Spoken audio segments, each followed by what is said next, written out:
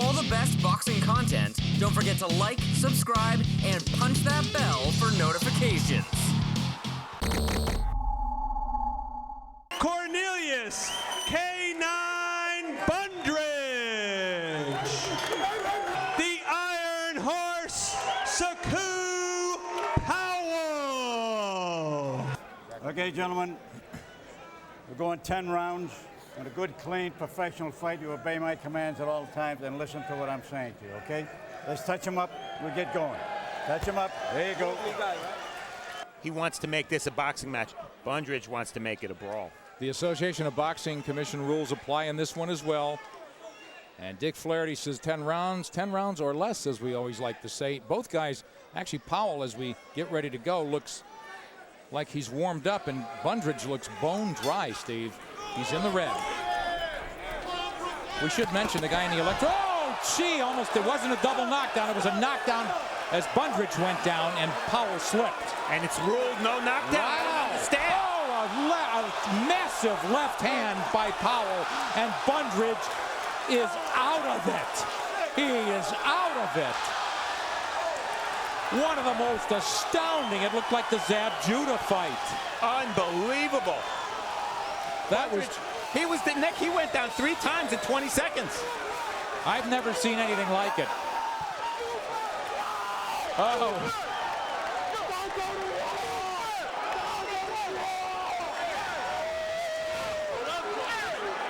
Sechew Powell crash lands on Cornelius Bundridge.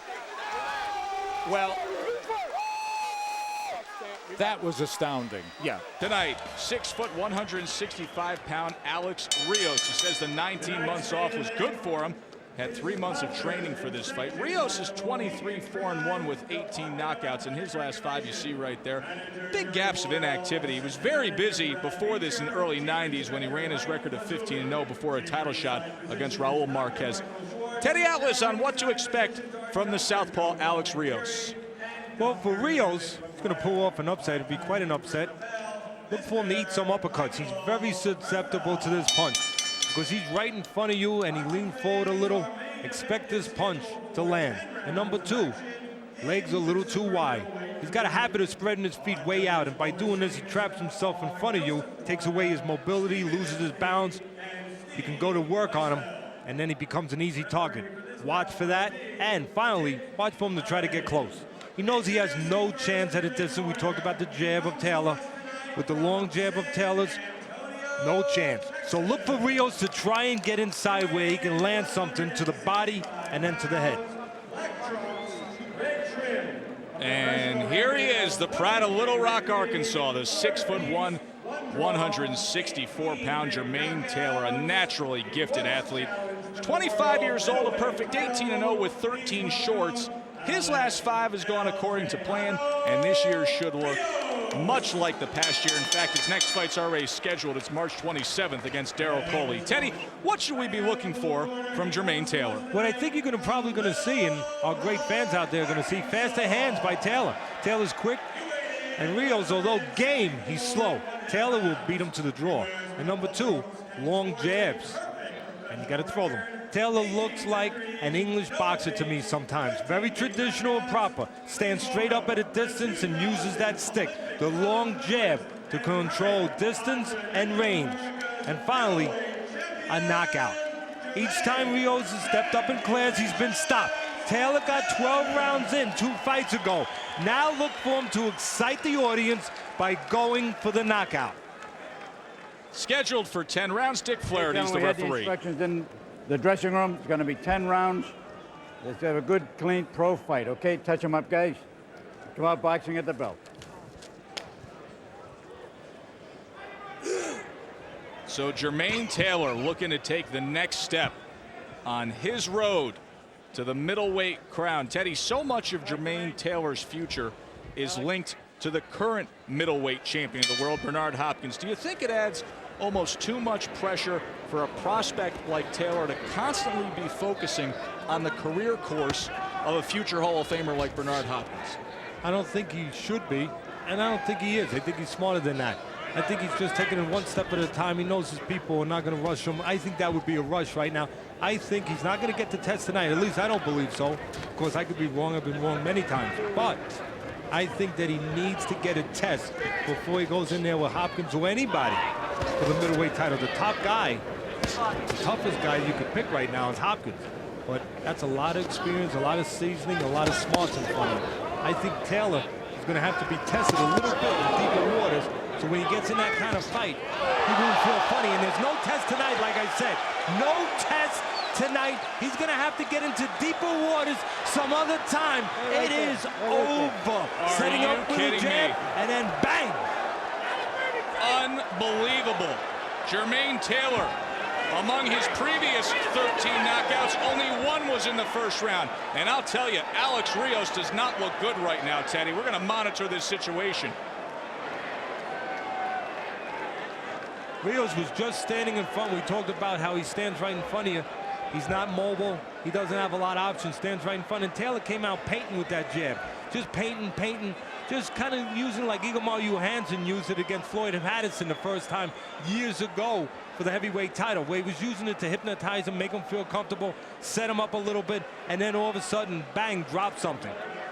And Rios, being a guy that stands right in front of you, well, unfortunately for him, he was right there when that something got dropped. Now keep your head down. Get a look there at the eyes of Alex Rios, and now they're moving him from underneath the neutral corner there. There's a really good sign as he is able to get to a seated position. They'll try next to get him on that stool, and having worked many fights here at Mohegan Sun, the Michael Schwartz and Joe Carpentieri and Kevin McGuire, fine ringside physicians, and they were in there right away to address the concerns with Alex Rios.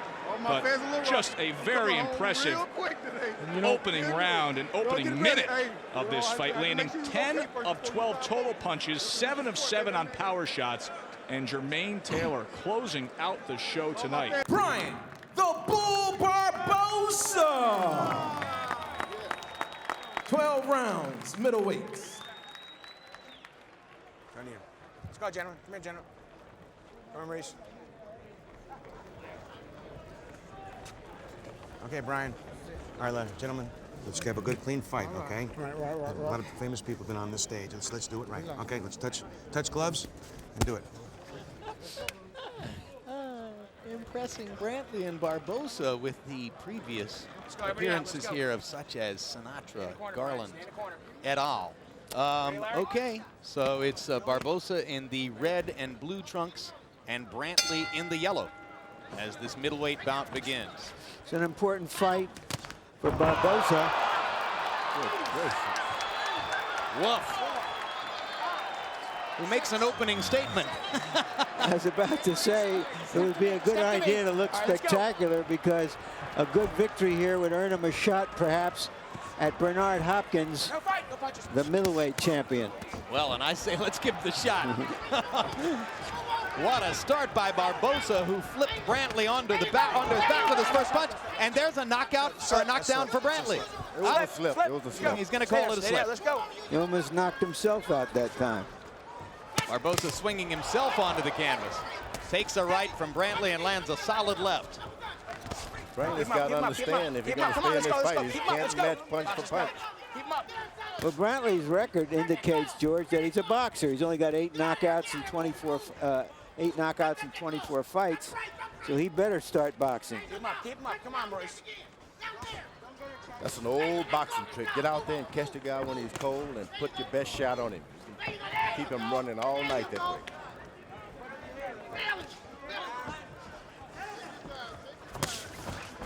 Now Brantley getting his feet on the ground and showing a lot of movement as Barbosa kind of settles into the center of the ring and tries to find Brantley with another big shot. Barbosa shaking his head after he misses wildly with a chopping right over the top. And Jim Santo warns Barbosa to keep him up after a left traveled well below the belt line.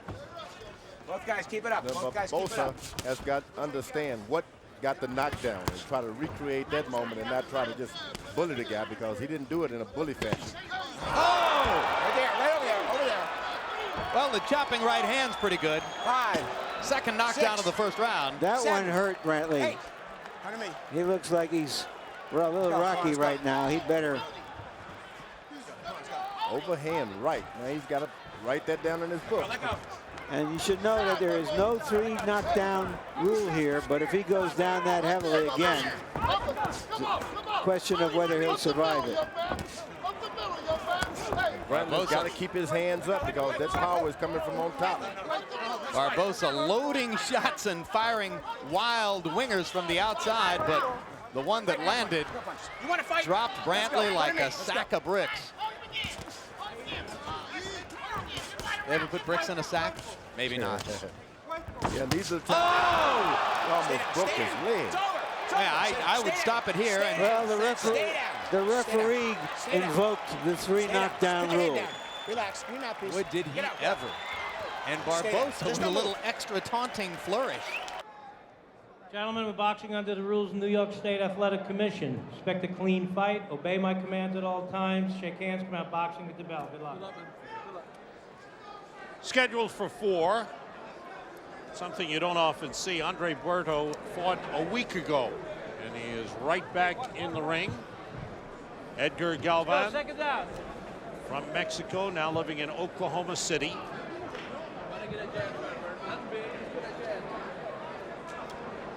And I look for Galvez to jump right on Andre. Well, they say he's aggressive. If anything, they've tried to calm him down in the gym. We'll see. And here he goes, right after Berto. And like a true Mexican, aiming for the body first. Berto with a smile on his face. Sharp jabs by Andre Berto.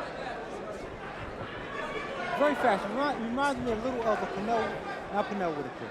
Mildred Taylor with a punch. That's a pretty good compliment. Very fast hands. The body Left shot. hook to the body with the hands. Yeah, it doesn't take long to watch this kid and realize why people were so high on him when he was an amateur ready to turn pro. I mean, he just caught a bad break at the Olympic Games. He fought a French guy, 6'3". First round, the guy got the lead. And then the European guys, they don't allow you to really catch up on them once they get a lead. That's amateur boxing today. It becomes a track meet. Right. And he feels that his style has always been better suited for the pros than the amateurs, despite the fact he had a great amateur career. Great left hook sends Galvez down. Lift him off his feet. 5, 6. That looked like Foreman knocking Frazier into the air in Jamaica. Galvez seems okay. But he may be way overmatched here. That left hook, both to the body, straight right hand. And watch it, Berto. A little Roy Jones. His left hook is wide, but it's so fast. He throws a wide left hook, but it's quick. Right. And Galvez doing a smart thing, trying to get inside and land body shots. Nice uppercut on the inside. Oh, look at the strength behind the punches of Berto. He's hurting him with every shot he's hitting him with. Really sets down. Galvez covering up. Mouthpiece comes flying out from Galvez. Wayne Kelly steps in and stops it. Wow. Come on. I know your mouthpiece went out. You take it too many punches. What can you say? What can you say, Sam? I mean, that's why he fights once a week. He could fight again Tuesday. I can say what took Andre Berto so long. I don't think you need to be a boxing expert to conclude that this kid is as good a prospect as you're going to see from the class of 2004. Mildred Taylor with no punch, in my opinion. With a punch. With a punch. Yes. That was Mildred's downfall. Fast, extremely quick, with no punching power. But what's very impressive is the way Berto sets down on his punches, Brian. Really gets good leverage. And puts them together. All right, Stephen Martinez, let's get to tell the tape, Brian. Well, you can see here, Ishmael Amador, 5'11", Steve Martinez, 6'1". But look for Ishmael to be the one that controls that distance, although he's the shorter guy.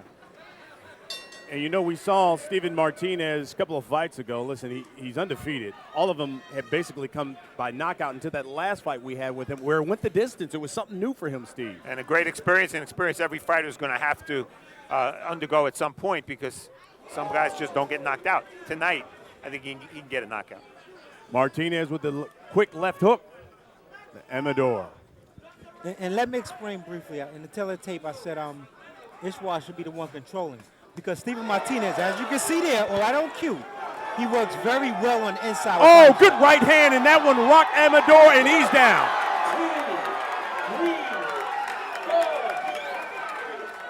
Martinez is dangerous on the inside. You have to keep him at a distance, even though he's a tall guy. And it started with that left hook. That was the one that really did it. And let's see if Martinez puts him to bed here. Another one, and Amador's rocked up against the ropes. No head movement whatsoever from Amador. No, it's moving. Watch that right hand by Steven. It's moving. And that one's going to do it. Steven Martinez wastes no time doing away with Ishwar Amador. Hey, gentlemen, you were given your instructions in the dressing room. I expect a good, clean fight. Protect yourself at all times. Obey my commands at all times. The trunks are good here. The trunks are good here. Touch them up. All right, 4 rounds scheduled out of the junior lightweight division. There's Cliff Walker, 0-3-1 from Denver. He was listed at 41. He tells us he's 31. And we'll stick with his word. In the other corner, Washington Hago from Woodside, Queens, New York, looking for his second win. He has 1 loss. I'm looking forward to this fight. One guy has a cheering section. He has a record of 1-1. And one guy has a nickname of the Amazing. And he's 0-3. And I think it's the first junior lightweight bout in history between 2 guys who are both bald. Not a hair between them.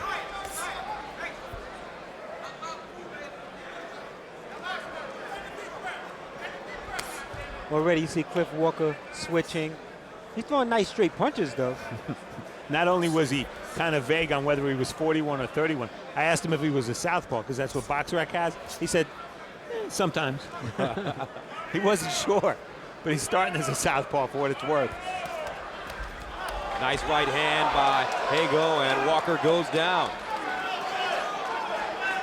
So Cliff Walker will take a standing 8.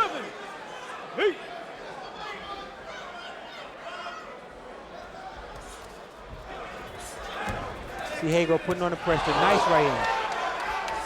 Another right hand, and Walker is down again. This one won't go very long. It don't look like the Amazing gonna get his first win tonight. I think the Amazing, the kickboxer better use his feet, because his fists aren't serving him well here. And that's it. Very good decision by Ricky Gonzalez. I don't know, Gus. Very good decision by Ricky Gonzalez. Cliff Walker looked like he was having problems defending himself. Gus, I agree with you, and I think he called that fight when he did just as much because the fighter who lost, Walker, just didn't look like he was capable of defending himself or really of fighting at any kind of professional level. So Washington Hago improves his record to 2-1 and gets his second knockout. Hago, the aggressor, you're going to see the first knockdown, right hand. And anytime any part of your body other than the bottom of your feet touch the ground, that's a knockdown. The right to the back of the ear there. That's the first knockdown. Here's the second one. That right hand was a lot cleaner. And then we're going to have one more, and that's it. Fighting out of the red corner. She wears the rose pink and white. She weighed in at a ready and even 120 pounds. Her professional record, an excellent one. 25 victories, only 1 defeat, 1 draw. She has 18 wins coming by way of knockout. Ladies and gentlemen, from Brooklyn, New York, the former IBF Super Featherweight Champion of the world, the former WBO Lightweight Champion of the world, and the former UBF Lightweight Champion of the world, Amanda, the real deal, Serrano.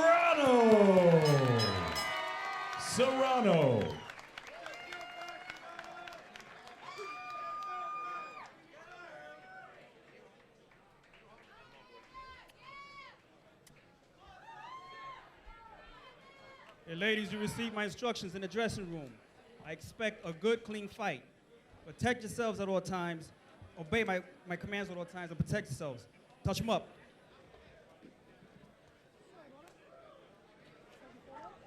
Well, here we go. We got ourselves one heck of a main event. It's a world title fight. Amanda Serrano, Olivia Garula.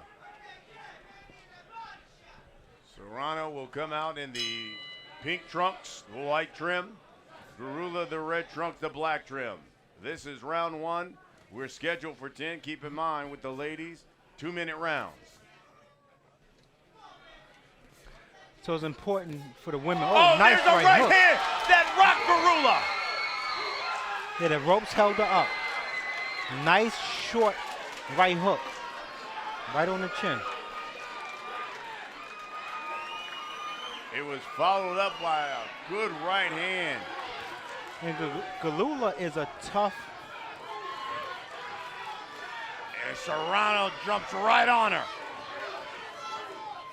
Let's see if Garula's experience, 30-something fights, comes into play here.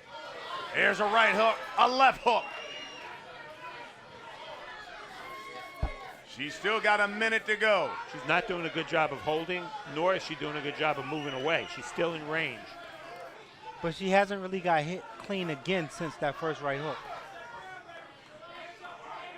I agree. She's still not There's all a there, run to the Steve. right. She looks a little glassy-eyed. Yes, she does. She is glassy-eyed. Oh, another right hook by Serrano. Yeah, Garula's in trouble. She's going to quit. Galula's going to quit. She is in trouble. 30 seconds. Left her, and she tries to hold on. The referee, Ricky Gonzalez, doing her no favor. And she just got caught. This is a woman who fought 1 month ago, went the distance. Yes. She's fought everybody. Right, In the women's Oh, game. big right hook again. Garula's basically out on her feet. 10 seconds, and that's it. Ladies and gentlemen, referee Ricky Gonzalez calls a halt to this contest. The official time of the stoppage, 1 minute and 50 seconds of the very first round. Your winner by TKO and the new WBO featherweight champion of the world, Amanda, the real deal, Serrano. Ivan Junito Redkach. Redkach.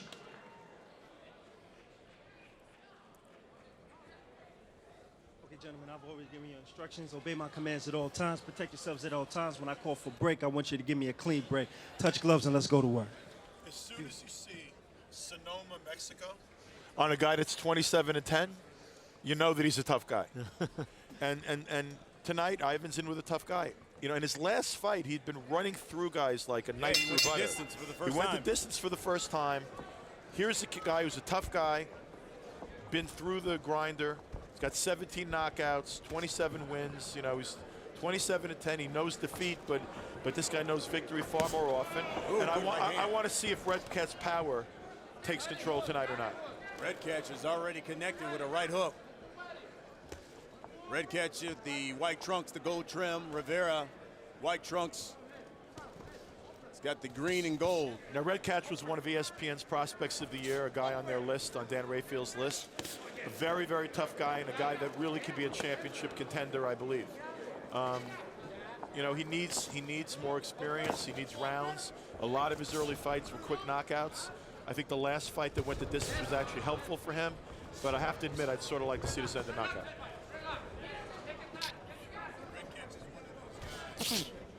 Who certainly is one of those guys who's got that natural punching power. You know, some guys can train, develop, but I mean, it's natural with this guy.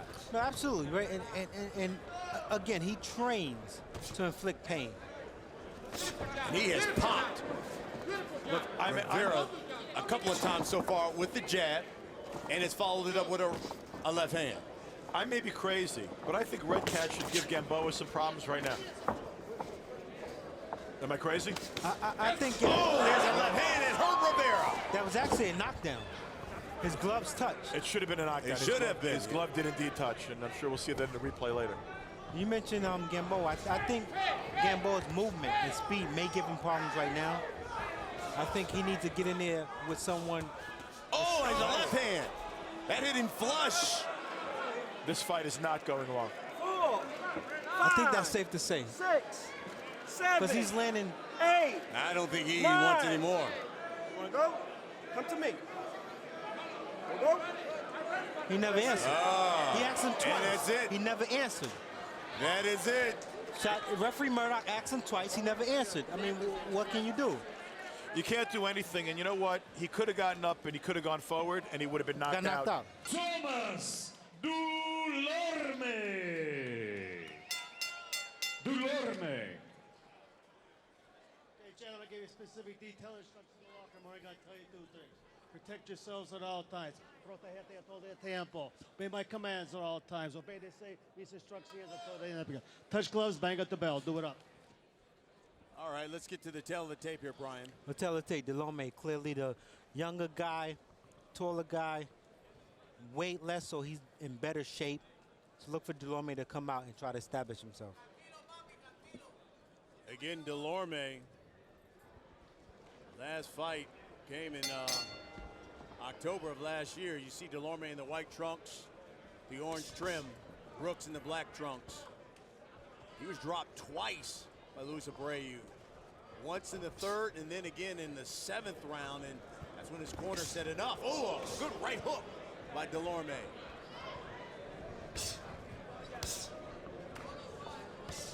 Last time we saw him here on Broadway Boxing was in June of last year at the Roseland, where he fought Alberto Herrera. Oh, another left hook by Dulorme.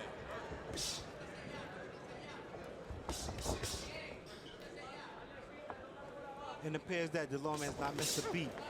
I always criticized him about coming out and trying to bomb everybody. Same mode, coming out hard shots, throwing hard punches. This time he's working the body now, Brooks.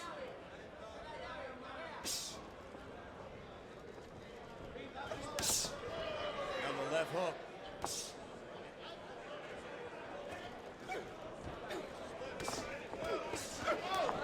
Nice body shot. Left hook to the body by Dulorme.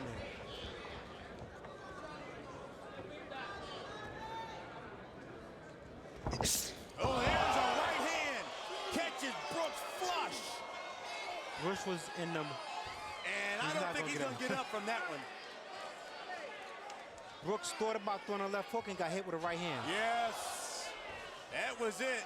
Hey, that's how you redeem yourself. Boxers, come on.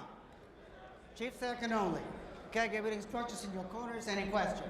Okay, let's fight hard. Let's fight clean. Touch him up. Good luck. Protect yourself with all dust. Scheduled for 4, Lorenzo Reynolds, a very highly rated prospect, 34-year-old William Foster from New Haven, Connecticut, who's been boxing for 8 years. Some maturity, some experience on his side, but Reynolds, Steve, looks like the real goods. No doubt about it, one of the better prospects. And a lot of times, Sam, in an Olympic year, it's the fighter who's just missed making the Olympic team who ends up being a real good prospect, and I think that might be the case with this southpaw Reynolds. Good straight left hand by Reynolds. And underneath with a right hand.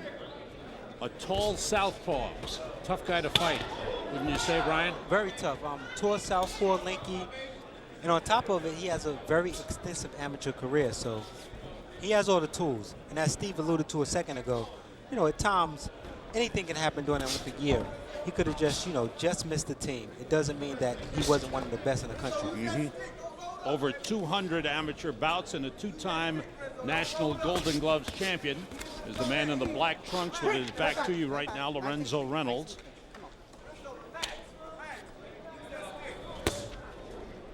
Good 1-2 combination and followed up with nice right hooks by Reynolds. You can see, Sam, that despite being real tall and having that long reach, he likes to be aggressive. And that's going to be pleasing because nobody wants to fight a southpaw who runs away. Especially a tall southpaw. Right. Reynolds turned pro in December. He's had a fight in December and January. Good straight, hard jab by Reynolds.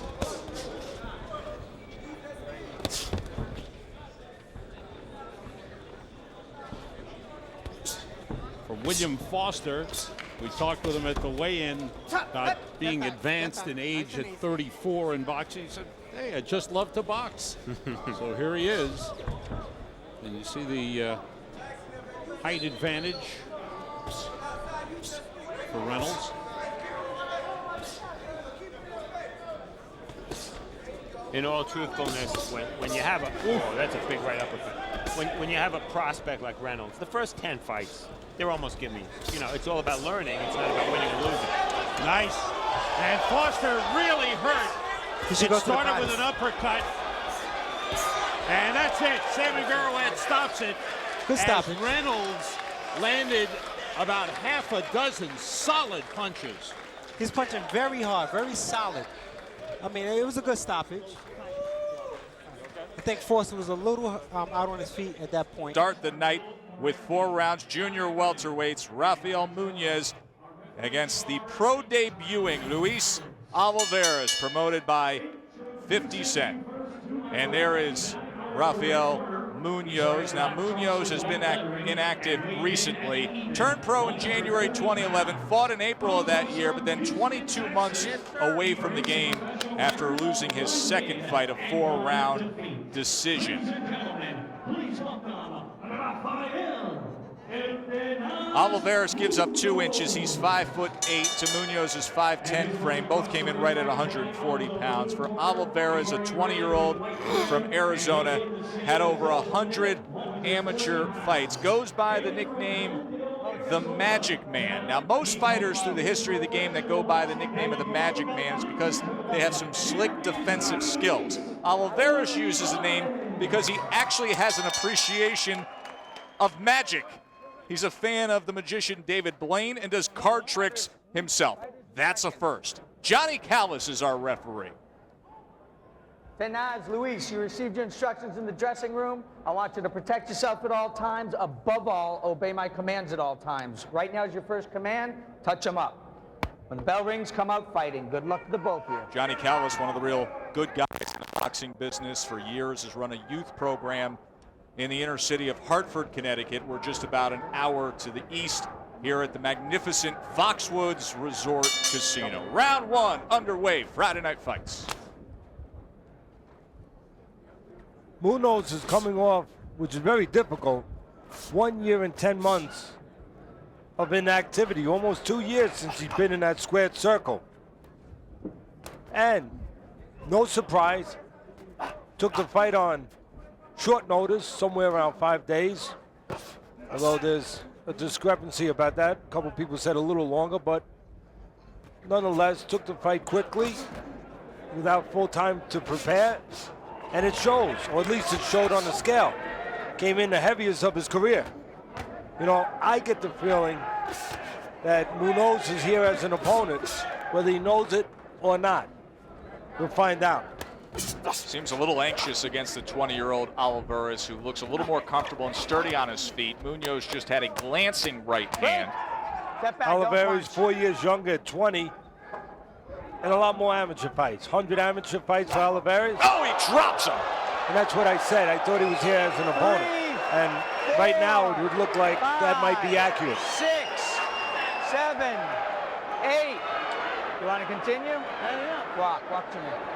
Like I said, Olivares, 100 amateur fights, only 30 for Munoz. So even though Olivares 4 years younger, much more experienced. Good left hook that time, and Munoz is in trouble again. The pro debut of Olivares, and he's going to have himself a spectacular finish by the looks of things here. Callis giving a look to an unsteady Olivares, unsteady Munoz, and it's waved off as Luis Olivares opens up his career with a first-round TKO victory. And there is Michael Medina, 26-year-old, 6 foot, 154 pounds. 6 foot is fine, but in this matchup, he gives up 3 inches to the 6'3" Nelson. 26, 3-2, 19 knockouts. His fighter focus, 3-2 in his last 5, but the way he's done it, lost 3, including a TKO loss to Saul Roman, then came back with 2 straight wins, including 1 over Grady Brewer. And there's the good-looking Willie Nelson, 6'3.5", 152 pounds, a 25-year-old Youngstown base, and that means you do see Jack Lowe in the corner there. Familiar face, former trainer of Kelly Pavlik. Nice amateur career out of Willie Nelson. 250 fights, had a national title in 05, the under-19s, and 04, the Police Athletic League. He's coming off a solid win over a decent regarded prospect, John Jackson. That was Jack Lowe, who you see there, who led the way. Time to see what the fighters need to do to look like a champ. Brought to you by Just for Men. Teddy? I wonder if Willie Nelson can sing. I guess what's most important is, and we'll find out soon, can he fight? Well, use your jab to control the outside, Mr. Willie Nelson, and set up right hands. And for Medina, move the head, get inside where you can work.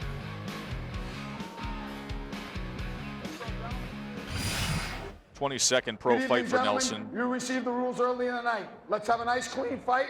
Touch, gloves. Good luck to the both of you. Well, Willie Nelson, if he can sing, will be looking to belt out a winning tune. Well, interestingly enough, and fittingly for Nelson, he is on the road again, as only 2 of those 21 previous fights have been in his home state of Ohio. So they are underway here. Nelson and Medina scheduled for 10. The son of the legend, Arthur Mercanti Jr., third man inside the ropes. Unlike the first fight, which I said immediately that after that fight, one guy showed up as an opponent, whether he knew it or not, and he found out pretty quickly. I think this could be an interesting fight, actually. Most of the fights for Medina have been in Mexico, and he's been in with the tougher competition so far in his career than Mr. Nelson. Nelson utilizing that jab early. There it is right there. Backs it up with the right hand. That 6'3.5" frame of Nelson. We should see plenty of that jab. Yeah, you know he's got height, Nelson, but you wonder if he has a chin.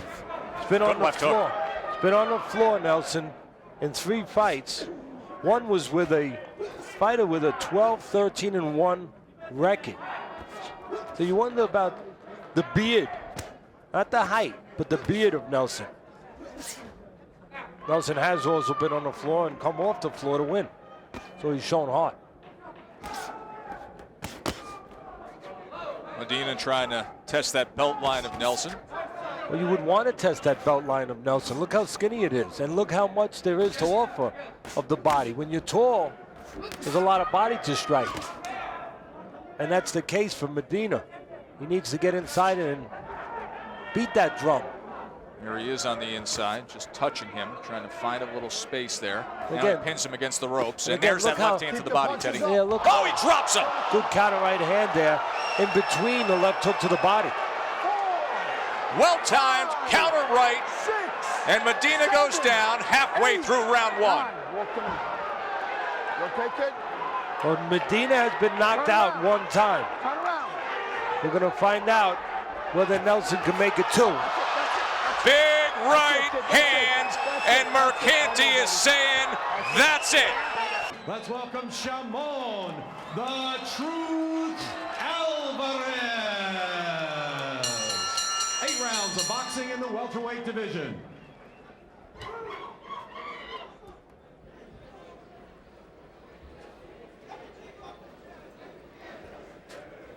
Okay, gentlemen, we're scheduled to box 8 rounds. You both know the rules. I expect you to obey my commands at all times. Most of all, protect yourself at all times. Touch, glove, good luck. Interesting thing, Shimon Alvarez, much more experienced, the older guy. He's been in a lot tougher, bigger spotlight type of fights. Hartman at 23. This is the big time, Sean. This is Kansas City. David Fields is our referee. Our 3rd bout of the night here from the Garden in New York. Nick Charles with Sean O'Grady as we get ready to watch Shimon Alvarez on the right. He's the southpaw, typically a fast starter who wants to make the fight, and he comes out winging. He likes to start fast, and he likes the fights to end fast. Oh, and Shimon Alvarez already. Hartman just getting pushed around. He ran into a left hand as Alvarez dials in with the jab and just blinds Hartman to what's coming next, and that's that straight left hand. Alvarez, good body shots with the left, so he's turning and running Hartman into some shots. Hartman's got to start getting into this fight. Now he tries to go southpaw and gets cracked with a left hand. Wow, on that switch, he just got nailed. Right on the side of the jaw, the right side of the jaw, and down to the canvas. Hartman looks confused. I got to tell you, give it to Alvarez for measuring perfectly with that left hand, shortening up to catch him on the jaw as he switched up. So Alvarez really seeing well, just being able to judge that distance perfectly and keep Hartman at the end of his shots here, so he's getting full extension on these blows, and Hartman's in serious trouble here. Travis trying to buy some Serious time. trouble. He's not going to buy, he doesn't even hold on here. He's got to hold on to buy time, and he's not doing it, Sean. He's got no money. Oh, he ran into a right hand, so Alvarez is all over Travis Hartman. And given the experience of Alvarez and his 16-0 record, he should be getting his opponent out here shortly. Then you have to set it up. When you're this close to knocking out your opponent, you really got to focus and concentrate all your energy right to the point of your punches, right to the point of your opponent's chin. Well, Alvarez certainly isn't rushing. And time is your enemy. Wow, those body shots did the job. Left and a right, he doesn't want to go on. It's over. He does not want to get up. It's over. Here comes the corner. It's clearly over. It's done. That's it. And those body shots took it out of Hartman. And there is George Armenta. Armenta is 32 years old, 5'11", 166, comes in with a record of 13-5 with 11 knockouts. And in horse racing, some handicappers like a horse third time back off a layoff. Well, George off for 5 years, then came back with 2 fights in the past year. Let's get right to it. Rodriguez, you're the bigger guy. You see what I wrote there. So go to the body with the left hook. Armenta, you've been in with the much better opposition. Box early, then push late, and take them into the deep waters. And maybe, just maybe, you can drown them. That's the edge. In the Keep Your Edge, brought to you by Just for Men Mustache and Beard. Keep your edge. Both your trucks are good. Let's get after it. They are scheduled for 8. Gary Ritter is the referee. As I just said, in the setup here, Armenta has fought the much better opposition. We'll see if that serves him. He's also the smaller man. Rodriguez, middleweight, super middleweight, Joe his entire career. While Armenta fought his whole career junior middle until 3 fights ago.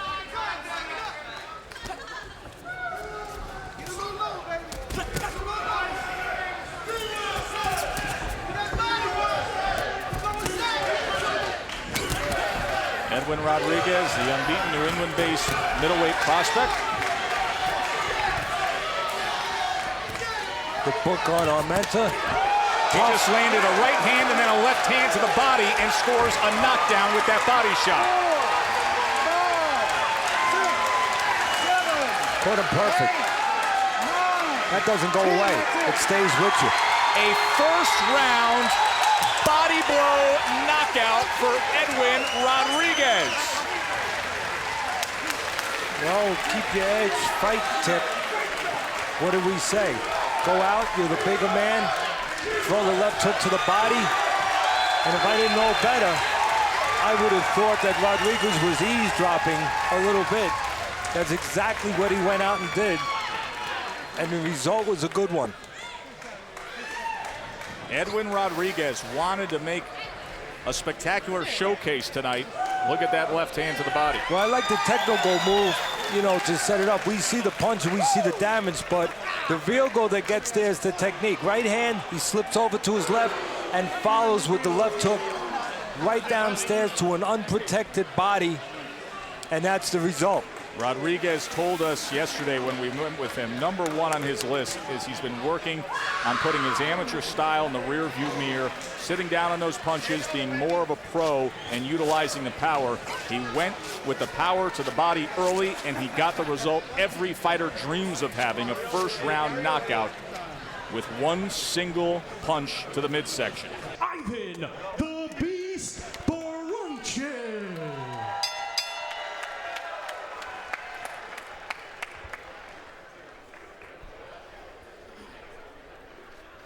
Okay, gentlemen, we're scheduled for 8 rounds for the USNBC Super Lightweight Championship. I expect you to conduct yourself as champions.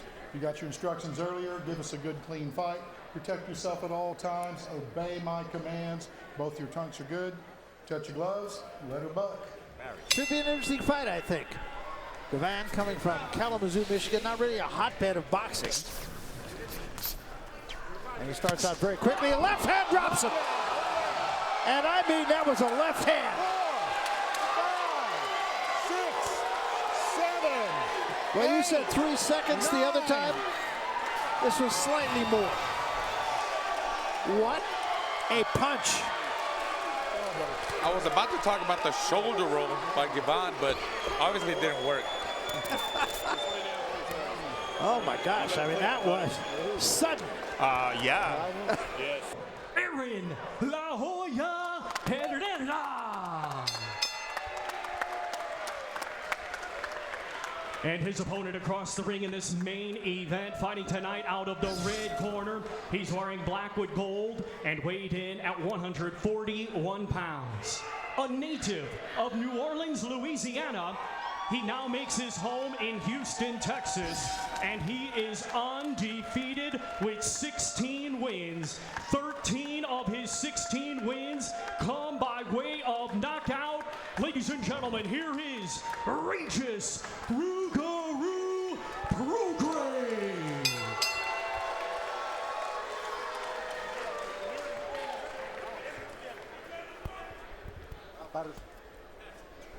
Okay, gentlemen, you've already received your instructions in the dressing room.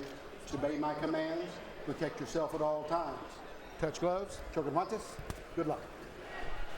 And we start our feature fight of the evening. It's already been a night of impressive knockouts here at the Buffalo Run Casino Resort. We are in Miami, Oklahoma. Great crowd on hand here, and it's been a very interesting night of fighting. I'm Barry Tompkins, Steve Farhad alongside, and El Diamante, Raul Marquez. Incidentally, Raul Marquez, not the only fighting Marquez anymore. His son Arturo, undefeated as a professional, huh? Yeah, he did. It was a big night for the Marquez family, and thanks to all the fans and all the family and friends that supported us. And the kid did well. He handled himself really good, and he's out to the pros. Got a taste of the little gloves, no headgear, no shirt. Good experience for him, and to be continued. Good news to come very soon. Good luck, Arturo. Take a look at the amateur experience. Prograis, number 4 in the USA ranked, fought in the 2012 Olympic trials. Lost a good fighter, Sammy Vasquez. Herrera, all his amateur bouts in Mexico. And pro experience, you see that Herrera is much more of a veteran, turned pro 4 years before Prograis did. Has more than double the amount of rounds Prograis has. I think you're right, though, in that this is a very good fight for Prograis. Herrera's a guy that's been in there with some good fighters. He's got distance. He's a durable guy. And even though Prograis has 13 knockouts and his 16 victories, I'm not sure I would describe him as a knockout artist. Yeah, he seemed, at our fighter meetings, he seemed anxious to kind of prove he is. So maybe he's going to be a little more aggressive. And I tell you what I do think he is, and we have seen, is that he's a very good finisher. If he gets his man hurt, pretty good about getting him out of there. Well, I know Prograis since the amateurs, and the last 2 fights with Howard and Ramos, we didn't see a lot of his power, but he is very powerful. I've seen him spar before, seen him drop guns and spar before. The amateurs, there's a good shot. There you go. Hurt Herrera. Herrera back up against the ropes, drops him with a body shot. And he's in some pain. 6, 7, 8. We're waiting for that. Over here. Prograis. 9, 10. That's it. Even with a slow count, because Prograis wasn't in a neutral corner, he still got counted out. Raul, nice call there, buddy. Right on We're cue. waiting for in the amateurs. I've seen him knock guys out in the sparring, and I know he could punch, and we saw it tonight. Ladies and gentlemen, many consider to be one of the greatest amateurs in Puerto Rican history, the 2008 Olympian de Sidra, Puerto Rico. Please welcome, damas y caballeros, Jose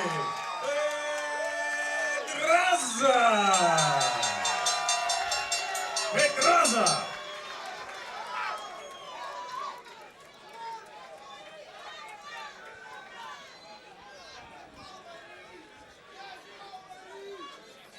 Eric? sure you check with me to make sure I have a translator before you go to me. Touch him up now when the bell rings. Time for that main event. Let's get the tail of the tape. Well, the numbers are there. Both these guys are young in ring experience, young in age. But Jose from Puerto Rico has a wide range of experience. Pedraza in the blue trunks, silver trim. Paige in the black trunks, and Pedraza, an extensive amateur career. Considered one of the best amateurs to come out of Puerto Rico. And the word on Pedraza, very difficult to hit. He's very rangy. You could see he's going to like to stay on the outside.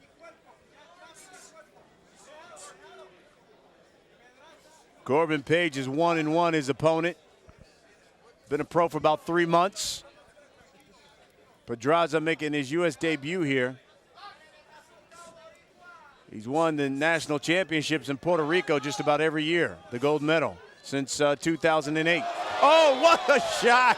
And down goes Paige. I think it was more of a balanced shot. He stepped in and stepped on Pedraza's feet and got hit with a right hand. Was a nicely timed punch, though, that's for sure.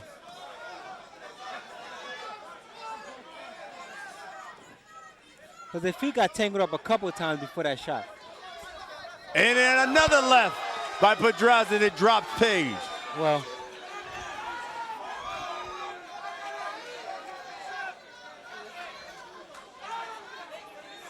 no 3 knockdown rule.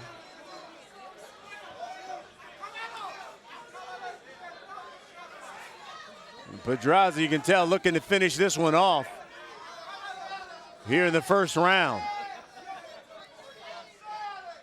He won his initial fight in the first round as well. And I hate to say this, but it's true. Right now, Paige looks like a scared little boy in there. Yeah. And he's fighting a 21-year-old. And his nose is bleeding, and Pedraza's coming right at him. I guarantee you, Paige has never seen anything like this in Oregon. In Veneta, Oregon, you don't think so?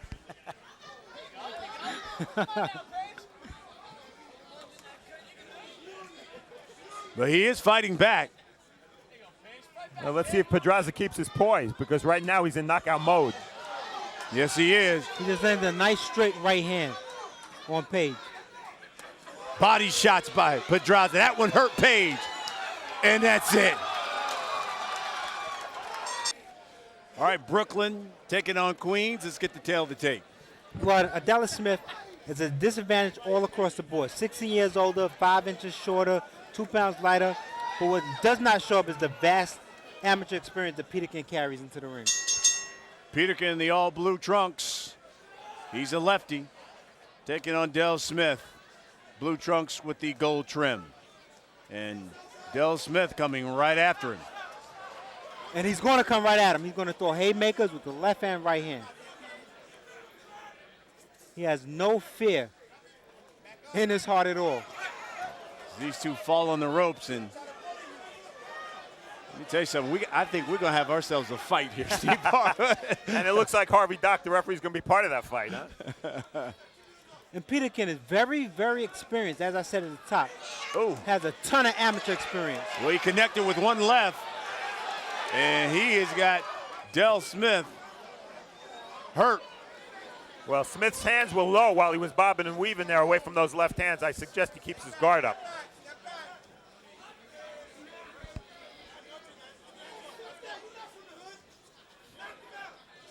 Now, to the average boxing fan, an average boxing mind, you would say that, right? Again, he's got him on the ropes. Peterkin going after Del Smith. A little secret. Adela don't mind his hands being down. He just want to throw in those haymakers to land them.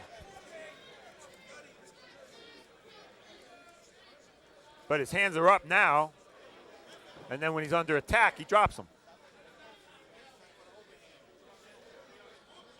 Brian, you told us before you have a little history of your own with... Oh, good left-right combination. And he tattoos Del Smith as he went right through the ropes.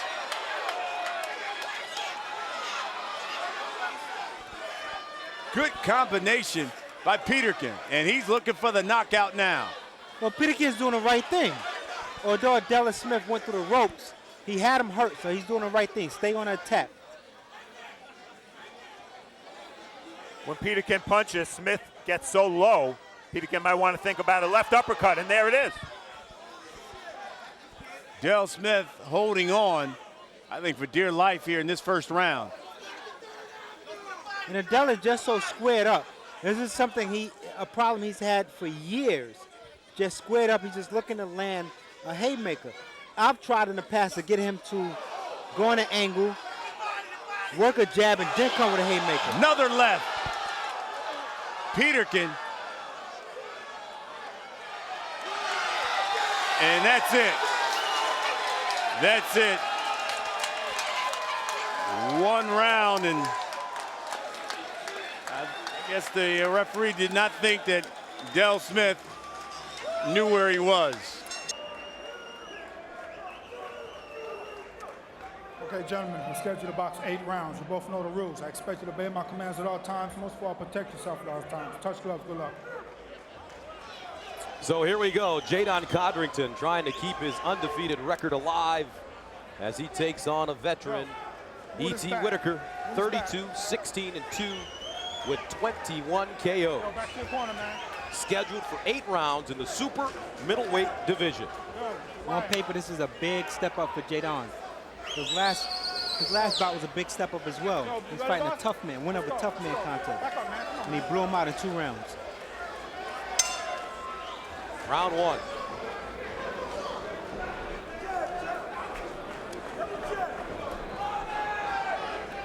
Jadon Codrington, the 2004 New York Golden Gloves amateur champion at 178 pounds. He won the 2002 National Golden Gloves Amateur Championship at 165. Codrington only 20 years old. He's been fighting as a pro for a total of 10 months. Normally Jadon comes in, you know, loose. He looks a little dry right now. Both guys. Well, I asked Jadon, what happens if you can't knock this guy out? He said that I'm just going to beat him up the whole round. So if I don't get the knockout, I don't get the knockout, but I'm going to beat him and make him pay with hard hits. That was a body shot. That was a good shot right on the belt line. And Whitaker looking for a soft place and looking for some help from the referee. Now Whitaker on the wild right hand. Raises the top of the back of Codrington. Beautiful up jab from Codrington landing. But the upside about this. Oh, that's the right hand. The upside about this is Whitaker has been knocked out by punches. Omar Shika knocked him out in the 2nd round. Tito Mendoza knocked him out in the 3rd round. Rico Hoy knocked him out in the 2nd round. So you can't touch him. And Jadon has very good punching power. And also like, left hook, and it's over. Jadon Codrington sends Whitaker straight to Queer Street. And he broke the ropes by jumping up on it. It's over. He tried to get a butter. Jadon Codrington. Ain't no. How about that?